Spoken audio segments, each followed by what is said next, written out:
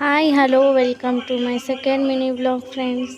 ಇವತ್ತಿನ ವಿಡಿಯೋ ಮನೆಯಲ್ಲಿ ಪೂಜೆ ಎಲ್ಲ ಮುಗಿಸ್ಕೊಂಡು ದೇವ್ರನ್ನ ಕುಣಿಸಿದ್ರಲ್ಲ, ಸೊ ಪೂಜೆ ಎಲ್ಲ ಮುಗಿಸ್ಕೊಂಡು ದೇವಸ್ಥಾನಕ್ಕೆ ಹೋಗಿ ಬಂದು